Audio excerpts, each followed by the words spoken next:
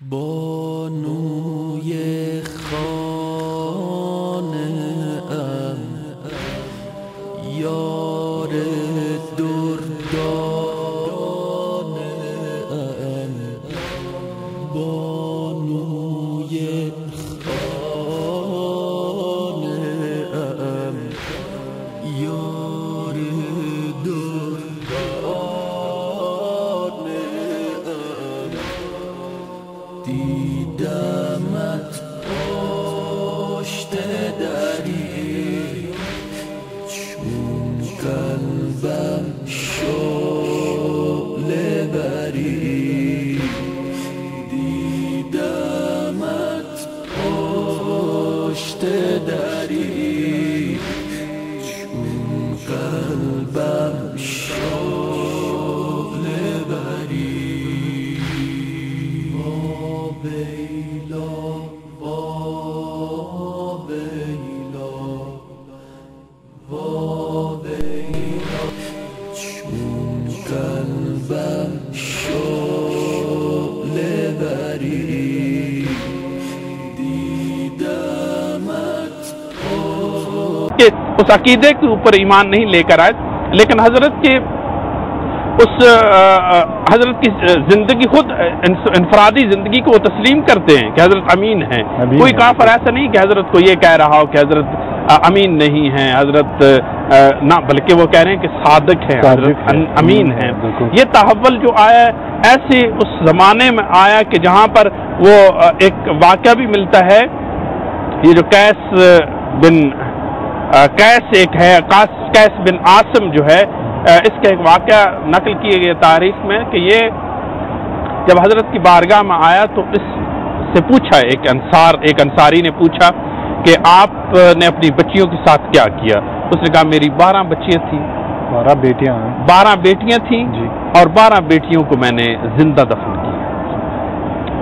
آپ اندازہ کیجئے کہ جس زمانے میں ایسے واقعات رونما ہوئے ہوں اور جہاں پر پھر حضور نے کیسی دین کی ترویج کی ہے کہ جہاں پر عورت کا کیا مقام ہے، جہاں پر بیٹی کا کیا مقام ہے، جہاں پر ماں کا کیا مقام ہے، جہاں پر بیوی کا کیا مقام ہے، یہ چینج لانا کوئی آسان کام نہیں تھا۔ اور یہ بھی ملتا ہے کہ یعنی حضرت کے اخلاق اور کردار سے اتنا متاثر تھے وہ لوگ کہ رات کو جاتے تھے، اگرچہ وہ منکر ہو جاتے تھے دن میں، لیکن رات کو سننے جاتے تھے کہ ان کے حضرت کے کلام کی متبرک ایک وہ لفظ جو ہے، دیکھیے حضرت فرما رہے، ناجل برا فرما رہے کہ تم ایسی قوم تھی کہ تقطعون ارحامکم، تم نے اپنے ارحام صلہ رحمی کے بارے میں، یہی امام رضا علیہ السلام جو صلہ رحمی کے بارے میں ایک بہترین کلام فرما، حضرت فرما رہے ہیں کہ انا ضامن، حضرت فرما رہے ہیں کہ اگر تم مجھے ایک چیز کی ضمانت دے دو تو میں تمہیں ضمنت اربعۃ، میں تمہیں 4 چیزوں کی ضمانت دیتا ہوں۔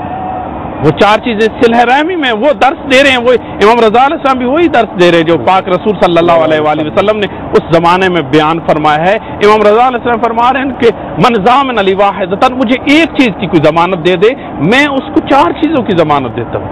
وہ کون سی چیز ہے؟ حضرت فرما رہے ہیں کہ مجھے ایک چیز کی ضمانت دے اور میں 4 چیزوں کی، وہ ایک جنت ہے، میں اس کی جنت کا ضامن ہوں، میں اس کی وسعت رزق کا ضامن ہوں، اور میں اس کی خوشحال زندگی کا ضامن ہوں، اور میں یہ ضامن ہوں کہ خدا اس سے راضی ہو جائے گا۔ مجھے ایک چیز کی ضمانت دے، وہ کون سی؟ صلہ رحم۔ یہ پاک نبی یہ بتانا چاہتے تھے اس معاشرے میں، وہ اسد بن جو زرارہ ہے وہ پوچھتے کہ آپ کا منشور کیا ہے، اس کو کہا سے پوچھتے ہیں عتبہ نے جب حضرت آیا، وہ زرارہ جو ہے آیا اس کے گھر میں اور اس سے کہا کہ ہماری مدد کیجیے ہمارے اوس اور خزرج کی جنگ کے بارے میں، اور اس نے کہا، عتبہ بن ربیع نے کہا کہ تم اگر نبی زیارت کرنے جاؤ گے خانہ کعبہ کی تو نبی کی گفتگو نہ سنو، یعنی محمد صلی اللہ علیہ وسلم جو وہاں پہ ہیں، محمد صلی اللہ علیہ وآلہ وسلم، کیونکہ ہماری یہاں پر جنگ چل رہی ہے، خانہ جنگی چل رہی ہے، اور یہ عجیب سے افکار لے کر آئے، اگر تم نے ان کی گفتگو سنی تو تم بھی تبدیل ہو جاؤ گے۔ کہہ رہے تھے وہ مجنون ہے، سحر کرتا ہے، جادو کرتا ہے۔ اچھا، اس نے کہا آپ کیا کروں، میں نے زیارت بھی کرنی ہے۔ اس نے کہا ٹھیک ہے آپ جائیں میں آپ کو روئی دیتا ہوں، آپ اپنے کانوں میں ڈال لیجیے. اور وہ جاتا ہے، وہ کہتا ہے یہ کتنی کم عقلی ہے کہ آدمی کسی کی گفتگو، ہم نے اپنے افکار پر عمل کر، لیکن اس بندے کی گفتگو تو سنی جائے. بالکل. جاتا ہے قریب، وہ انہما صباحن سلام کرتا ہے، عربی میں وہ جو جاہلیت کا سلام تھا. حضرت نے کہا کہ میرے پاس اس سے اچھا سلام ہے. حضرت نے اس کو جواب دیا کہ میرے پاس اس سے اچھا سلام ہے. حضرت نے فرمایا سلام علیکم.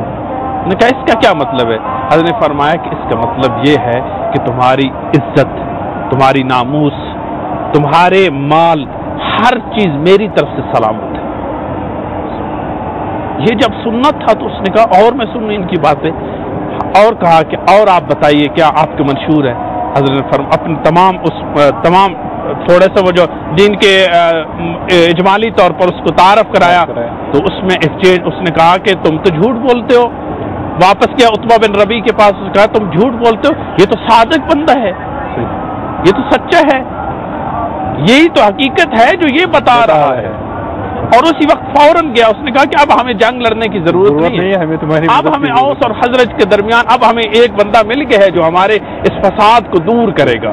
اور اوس اور خزرج کو اس نے جمع کیا اور اس کو بتایا کہ ایک امین اور صادق ہے جس کے پاس چلتے اور اپنا مسئلہ حل کراتے. 120 سال سے جو لڑ رہے تھے، ایک صرف حضرت کی چند جملات سے وہ مسئلہ حل ہو گیا. تو یہ سیرت حضرت کی اس طرح اس جاہلیت کے دور میں اتنے پراثر اور حس کر رہے تھے لوگ، حصی طور. دیکھیے جو علم انسان آج دیکھیے اس دور میں بھی انسان کوشش کرتا ہے کہ وہ اپنی معلومات کو حصی طریقے سے حاصل کرے، حس کے ذریعے حاصل کرے، کیونکہ مطمئن ترین راستہ جو ہے وہ حس ہے انسان کا. اس وقت لوگ جو ہے حس کر رہے تھے، خود محسوس کر رہے تھے کہ یہ جو شخصیت ہے یہ واقعی صادق ہے، خدا کی طرف سے نمائندہ ہے اور خدا کی طرف سے بھیجا ہوئے. یہ تمام اصول جو بتا رہا ہے، یہ تمام اصول جو ہے وہ خدا کی طرف سے بھیجے ہوئے ہیں. اور انہی اصول کی بنا پر حضرت صلی اللہ علیہ وآلہ وسلم نے اس عرب زمین پر جہاں پر جاہلیت تھی، جہاں پر انسانیت نام کی کوئی چیز نہیں تھی، وہاں چینج لائے اور اہم تبدیلی لائی. بہت بہت شکریہ، بہت بہت شکریہ آپ کا. ہم یہاں پہ ایک بریک لیتے ہیں، پھر اس کے بعد دوبارہ آپ سے استفادہ کرتے ہیں. جی ہاں ناظرین، یہاں پہ مولانا عمران ساجد صاحب بہت ہی اہم اور مفید گفتگو کر رہے ہیں حضور نبی اکرم صلی اللہ علیہ وسلم کی زندگی اور سیرت کے حوالے سے. تو آئیے آپ امام ہشتم علیہ السلام کے روزے مبارک کی زیارت بھی کیجیے، پھر اس کے بعد آپ سے دوبارہ ملاقات کریں گے.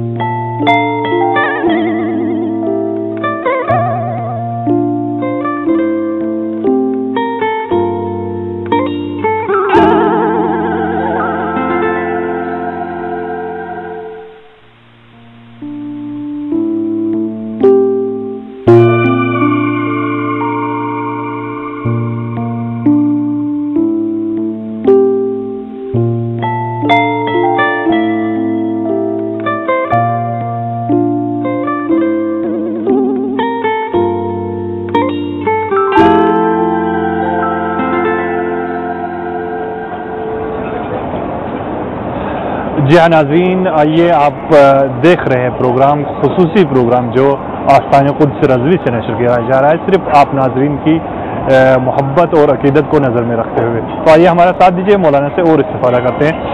جی مولانا، آپ نے اہم نقطے کی طرف اشارہ فرمایا کہ یہ سیرت اور کردار ہی تو تھا نبی اکرم صلی اللہ علیہ وسلم کا. میں چاہتا ہوں کہ آپ اگر اس کی طرف بھی اشارہ فرمائیں کہ جیسے آپ کی باتوں سے تو لگ رہا ہے اور جیسا ہم سن بھی رہے ہیں علماء سے اور کتابوں میں بھی دیکھتے ہیں کہ بعض لوگوں نے اسلام تو قبول کیا اور اللہ تعالیٰ سے لائے ہوئے اس منشور کو قبول کیا، لیکن بعض لوگوں نے قبول نہیں کیا. اس کی طرف بھی اگر ایک اشارہ فرمائیں آپ. دیکھیے، میں نے پہلے بھی عرض کیا آپ کی خدمت میں کہ انسان کا مطمئن طریقہ جو انسان معلومات تک پہنچنے کی رسائی ہے وہ ہے حس. اور حواس خمسہ خدا نے ہمیں دی ہیں، بصارت دی ہے، سماعت دی ہے، اور ہم حس لمسہ ہمارے پاس ہے. یہ حواس خمسہ جو ہیں، جس طرح انسان کے ظاہری حواس خمسہ ہیں، اسی طرح انسان کے باطنی بھی ہیں. کبھی کبھی ظاہراً تو انسان دیکھ رہا ہوتا ہے. وہ امام حضرت فرما رہے ہیں، امام علی علیہ السلام فرما رہے لَيْسَ كُلُّ ذِي سَمْعٍ سَمِعَ، ہر جو سننے، ہر کان رکھنے والا سنتا نہیں ہے. وَلَيْسَ كُلُّ ذِي نَاظِرٍ بِهِ نَذِيرًا، کہ ہر آدمی جس کے پاس نظریں ہیں، بصارت آنکھیں، وہ دیکھتا کم ہے. مثلا کچھ ایسے لوگ ہیں جو جن کے پاس آنکھیں تو ہیں لیکن وہ جس طرح آیت ہے قرآن کی کہ جو دنیا میں اندھا ہے وہ آخرت میں بھی اندھا ہوگا، وہ اس طرح حقیقی اندھا نہیں ہے کہ ظاہری طور پر اندھا نہیں ہے، بلکہ وہ حقائق سے امام صادق علیہ امام سجاد علیہ السلام سے پوچھا گیا، اللہم صلی علی محمد وعلی محمد، حضرت سے پوچھا گیا کہ یہ اعمى جو یہاں پر استعمال کیے گئے یہ کس معنی میں؟ حضرت نے فرمایا اعمى عن الحقائق، جو حقیقت سے اندھا ہے. وہاں حقائق سے دیکھیے. اب یہ بات سوال کیا جاتا ہے کہ ابو جہل نے کیوں حضرت کو قبول نہیں کیا؟ بالکل، کیونکہ ابو جہل نے جو نشست حضرت کے ساتھ کی ہے وہ حضرت یتیم عبداللہ کی نیت سے کی ہے. وہ جگہ سے دیکھتے تھے، اس آنکھ سے دیکھتے تھے، اس آنکھ سے دیکھا ہے کہ یہ یتیم عبداللہ ہے، میرے بھائی کا یتیم ہے، اس کی میں بات قبول کروں. اگر وہ حقیقتاً اگر وہ توجہ تھوڑی سی فکر کرتا، وہ دل کی نگاہوں سے دیکھتا. واقعی دل کی نگاہیں امام صادق علیہ السلام فرما رہے ہیں کہ ان للعبد عینان، عبد کے لیے دو آنکھیں ہیں جن سے وہ لیبصر امر الدنیا، انسان کے لیے خدا نے دو آنکھیں عنایت کی ہیں جن سے وہ دنیا کے امور کو دیکھتے ہیں. وَلِلْقَلْبِ عَيْنَانِ، اور دل کے لیے بھی دو آنکھیں ہیں جس کے لیے لیبصر، تاکہ وہ دل سے کیا کیا دیکھتا ہے؟ امر الآخرہ، وہ آخرت کے امور کو اس سے دیکھتا ہے. تو انسان کی جو دل کی آنکھیں ہیں اگر وہ بیمار ہوں، اگر ان میں کوئی خلل ہو تو اس کے سامنے واضح دلیلیں بھی حضرت کیوں دیکھیے. ناج البلاغہ میں امیر المومنین علیہ السلام فرما رہے ہیں کہ ہاں میں اور پاک پیغمبر ایک جگہ جا رہے ہیں اور راستے میں کچھ عرب آئے ہیں. انہوں نے کہا کہ پاک پیغمبر آپ صادق ہیں، امین ہیں، اگر آپ یہ سامنے درخت جو ہے نا اس کو اپنے پاس بلائیں تو ہم آپ کے اوپر ایمان لیں. حضرت نے صرف درخت کی طرف دیکھا. ناج البلاغہ میں یہ واقعہ ہے، حضرت نے صرف درخت کی طرف دیکھا. درخت جو ہے امیر المومنین اسلام نقل فرماتے ہیں کہ درخت جو ہے زمین کو چیرتا ہوا حضرت کے قدموں کے پاس آ گیا. سبحان اللہ. پھر انہوں نے بڑا تعجب کیا. وہ عرب لوگ جو تھے انہوں نے کہا کہ اگر آپ اسی درخت کو حکم دیں کہ اس کے ایک ٹکڑا واپس اپنی جگہ پہ چلا جائے، ایک آپ کے قدموں کے پاس رہے. حضرت نے حکم دیا، آدھا جو ہے آدھا ٹکڑا ہو کر اپنی جگہ پر چلا گیا، آدھا وہیں پر رہا. تو حضرت نے پھر انہوں نے کہا کہ تب مانتے ہیں آپ کو، ناج البلاغہ میں پورا واقعہ ہے. پھر انہوں نے کہا کہ تب آپ پر ایمان لاتے ہیں جب آپ اس ٹکڑے کو بھی کہیں کہ جا کر اس کے ساتھ منسلک ہو. وہ ٹکڑا بھی جا کر اس کے ساتھ منسلک ہو گیا. اور آخر میں انہوں نے کہا کیا کہا؟ انہوں نے کہا کہ بہت بڑا جادوگر ہے. یعنی ظاہری طور پر دیکھنے والے بھی محسوس کر رہے ہیں ایک تحول کو، ایک تبدیلی آ رہی ہے، لیکن ان کے دل کی آنکھیں بند ہیں. ان کی دل کی آنکھیں بند تھی. وگرنہ یہ دیکھیں جس بندے تک یہ پیغام پہنچا ہے اگر اس کی دل کی آنکھیں کھلی ہوئی ہیں اس نے فوراً قبول کیا، چاہے اس نے رسول اسلام کو دیکھا بھی نہ ہو ظاہری آنکھوں سے. اور اویس قرنی کی مثال اس کی اہم مثال ہے. بے شک اویس قرنی جو ہے انہوں نے نہیں دیکھا ہے، لیکن حضرت کو صرف ان کے حضرت کی سیرت کو سنا ہے لوگوں سے کہ مدینہ میں ایک ایسی شخصیت ہے، وہ رہ رہے ہیں یثرب میں، ایک ایسی شخصیت آئی ہیں تو دیوانے ہو گئے ہیں اور حضرت پر ایمان لے کر آئے ہیں اور پوری